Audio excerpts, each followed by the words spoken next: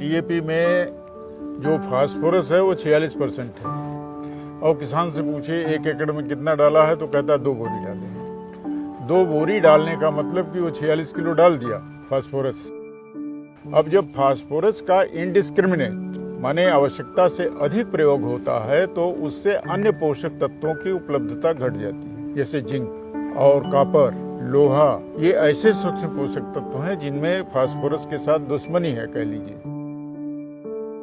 अगर वो एनपीके डालता है तो 12-32-16 है, उसमें जितना फास्फोरस मिला उसका आधा पोटास भी मिल गया, उसमें नाइट्रोजन भी है। डीएपी के बजाय मैं तो कहूंगा एनपीके का प्रयोग करें तो किसान ज्यादा लाभ में रहेंगे।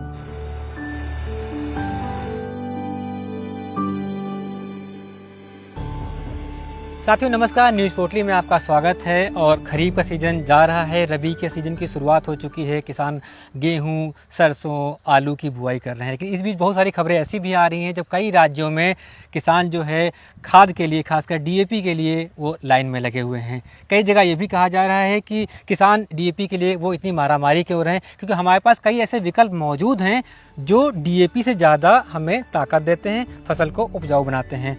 हमारे साथ आज मौजूद हैं इसी प्लांट न्यूट्रिशन पे बात करने के लिए डॉक्टर के तिवारी साहब, जो कि इंटरनेशनल जो प्लांट न्यूट्रिशन के जो इंस्टीट्यूट है उसके अध्यक्ष रहे हैं, प्रेसिडेंट रहे हैं पूरे विश्व के, और माटी के वैज्ञानिक हैं, प्रोफेसर रहे हैं। सर स्वागत है आपका न्यूज़ पोटली में, बहुत बहुत सारा।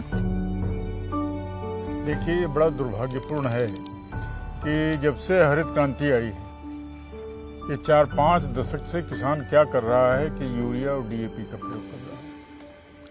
अब डीएपी में तो केवल 2 पोषक तत्व हैं, नाइट्रोजन है और फास्फोरस है। 18% नाइट्रोजन है, 46% फास्फोरस है। तो ये दो तत्व लगातार देने से हो क्या गया है कि मिट्टी में अन्य पोषक तत्वों की कमी हो गई है, जिसमें पोटास सबसे महत्वपूर्ण है। अब किसान डीएपी अगर एनपीके वहाँ उपलब्ध भी है बिक्री केंद्र पर, तो वो डीएपी को प्रेफर करता है। उसको कितना भी समझाइए कि भाई एनपीके अगर आप इसमें डालें तो वो ज़्यादा बैलेंस्ड रहेगा, इससे जो उर्वरक प्रयोग कर रहे हैं उसकी दक्षता भी अधिक रहेगी, और जो पोटास के लाभ हैं कि बीमारी कीड़े की समस्या कम हो जाती है, फसल मजबूत हो जाती है, और ये जो मौसम बेमौसम हो रहा है, तपन की स्थिति कभी उत्पन्न हो जाती है। मार्च में ही आप देखिए गेहूँ पकने लगता है तो टेम्परेचर बहुत हो जाता है, तो दाने पतले पड़ जाते हैं। अनावश्यक बारिश हो गई तो उसमें पोटास न पड़ने से, चूँकि उसका तना और पेड़ काफ़ी कमज़ोर रहता है, तो वो जमींदोज हो जाता है। हमारा ये कहने का मतलब है कि डीएपी के बजाय मैं तो कहूँगा एनपीके का प्रयोग करें तो किसान ज़्यादा लाभ में रहेंगे। क्या फ़ायदा मिलेगा सर? एनपीके जाता है तो क्या रेशियो है, डीएपी में क्या रेशियो है और एनपीके में क्या रेशियो है? अब देखिए, डीएपी में जो फास्फोरस है वो 46% है। और किसान से पूछे 1 एकड़ में कितना डाला है तो कहता है 2 बोरी डाले हैं।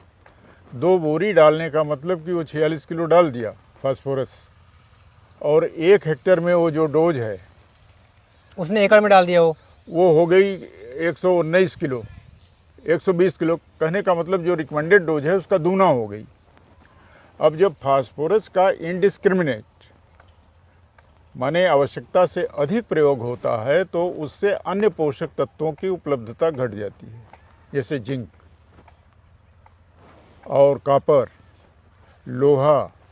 ये ऐसे सूक्ष्म पोषक तत्व हैं जिनमें फास्फोरस के साथ दुश्मनी है, कह लीजिए, अच्छा रिलेशनशिप नहीं है, तो इनकी उपलब्धता को घटाता है।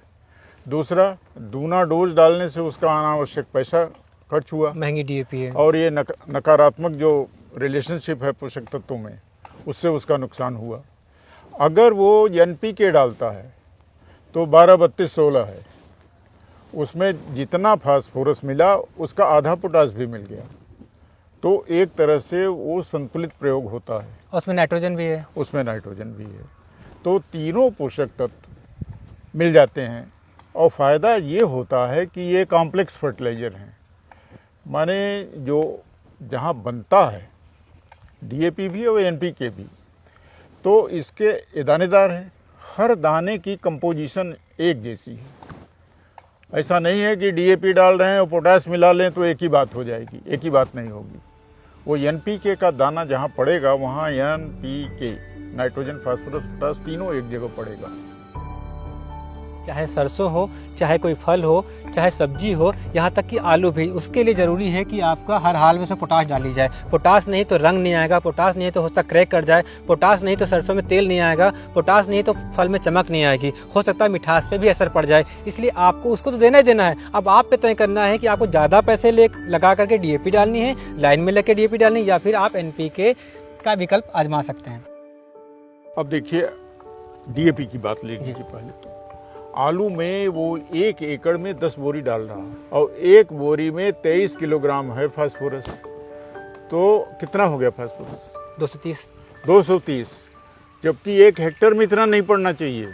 अगर 1 हेक्टेयर में 120 से 150 किलो डाल दे तो बहुत है, और वो तो दूना डाल दे रहा है 1 एकड़ में ही। तो पैसे भी ज़्यादा, अगर 10 बोतल डाला 1400 रुपये की उसकी बोरी अगर जोड़ा जाए तो 14-15 हज़ार तो खाद हो गई, डीएपी हो गई, वो तो खाद हो गई। इसके अलावा नुकसान हो गया। नुकसान क्या हो गया? इससे जिंक की कमी, आप देखिए आलू में ऊपर की पत्तियां छोटी छोटी दिखाई देती हैं, तो वो जिंक की कमी के लक्षण हैं। जब फास्फोरस की मात्रा, अभी आप आलू वाले जो कमर्शियल खेत हैं उनकी मिट्टी की जांच कराइए तो सब में फास्फोरस है ही नहीं, माने पर्याप्त नहीं आएगा, पर्याप्त से बहुत ज़्यादा आता है, तो जिंक की अवेलेबिलिटी को घटाता है। जहाँ पहले 1 हेक्टेयर में 25 किलोग्राम जिंक सल्फेट या 1 एकड़ में 10 किलोग्राम जिंक सल्फेट पर्याप्त होता था, जो उसकी संस्तुति थी, अब आप संस्तुति के हिसाब से जिंक सल्फेट को डाल दीजिए तो जिंक की छिपी भूख उसमें दिखाई देती है। अब इस समय डीएपी की बड़ी किल्लत हो रही है। अब नैनो डीएपी इतना बढ़िया आ गया है कि किसान जितनी डीएपी खरीदते थे उसकी आधी मात्रा डीएपी खरीदें। अगर 10 बोरे खरीद रहा है तो 5 बोरे खरीद ले डीएपी। और जो नैनो डीएपी है इससे बीज को उपचारित करके बुआई कर दे।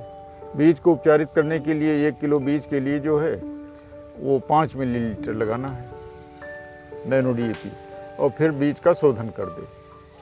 आधे घंटे तक उसको छाया में सुखा करके बुआई कर, तो शुरुआती आपको ताकत मिल जाएगी, मतलब टॉनिक मिल जाएगी। शुरुआती ताकत। अब ऐसा है ना, अब ये नैनो है तो इसके कण इतने बारीक हैं, छोटे हैं कि वो जड़ों में प्रवेश कर जाते हैं। पत्तियों पर जब इसका छिड़काव होता है तो स्टोमेटा के माध्यम से पहुंच जाते हैं, और फिर इसकी रिलीज जो है वो स्लो रिलीज है। आप डीएपी को डालेंगे तो सारे दाने का अमोनिया बनेगा तो बन गया वो, अगर वो फिक्स होना है तो फिक्स हो गया। और ये जो मात्रा है जो ज़मीन में वो जो पत्तियों में छिद्र है ना, वहाँ जा कर के ये जमा हो जाता है, और स्लो रिलीज के कारण धीरे धीरे ये 30 से 40 दिन तक इसकी रिलीज होती रहती है। आप पत्ती का कलर देखें तो जितना दिखाई देगा आपको इसके डालने के बाद जो प्रभाव इसका आता है वो 30-40 दिन तक यूनिफॉर्म ऐसे बना रहता है। वो घटता नहीं कि यूरिया का नशा उतर गया तो पीला पड़ना शुरू हुआ, या डीएपी जो डाला है तो नाइट्रोजन की कमी दिखाई देने लगी। ये फ़ायदे हैं इसके। तो साथियों, अभी जब आप फसल की बुआई करने जा रहे हैं तो आप इन चीज़ों को आजमाइए। आप डीएपी के जरा एनपीके आजमाइए। और तो बहुत सारे राज्यों में तो रिकमेंड ये भी किया जाएगा, एसएसपी आप जो है सिंगल सुपर फास्फेट को लोग इस्तेमाल कर रहे हैं, लेकिन वहाँ हमारा सुझाव ये रहेगा, क्योंकि क्या है मार्केट में बहुत सारी खामियां, बहुत सारे ऐसी कंपनियां भी आ गई हैं जो थोड़ा थोड़ा ना, उन कंपनियां नहीं बल्कि उनके नाम पे जो मिलावट हो रही है, उसके ज़रूरी है कि आप उसकी जांच कर लें, कहीं टेस्ट करा लें, उसके बाद ही आप इसका इस्तेमाल करें। लेकिन आप ये काम अच्छे से आजमा सकते हैं। दूसरा जो बताया कि सर ने जो नैनो फर्टिलाइज़र के बारे में बात की है, वहाँ पर आपको क्या करना है, नैनो फर्टिलाइज़र दानेदार जो है उसका वो विकल्प नहीं है, बल्कि उसके साथ में उसको आजमाना है। आपने उसकी मात्रा कम करनी है और इसको आजमाना है। तो इस बार आप करके देखिए और डीएपी के लिए लाइन मत लगाइए। और जब आपकी फसल अच्छी हो जाए तो हमको बताइएगा, और हम सर के साथ, जब अभी तो बुआई चल रही है, जब और स्टेज पे जाएगी तो हम आपके पास आते रहेंगे और आपके लिए पोषण को जुड़े हुए जो कई सारे मुद्दे हैं वो आपके लाते रहेंगे। इसके अलावा हमने बोरान डिफिशेंसी पे, हमने सल्फर की डिफिशेंसी पे, हमने कई सारी डिफिशेंसी पे फसलों को लेकर के कुछ वीडियो न्यूज़ पोर्टली पे किए हैं। आप उनको देखेंगे तो एक समझ जो आपकी है वो विकसित होगी। बहुत शुक्रिया सर, धन्यवाद। धन्यवाद।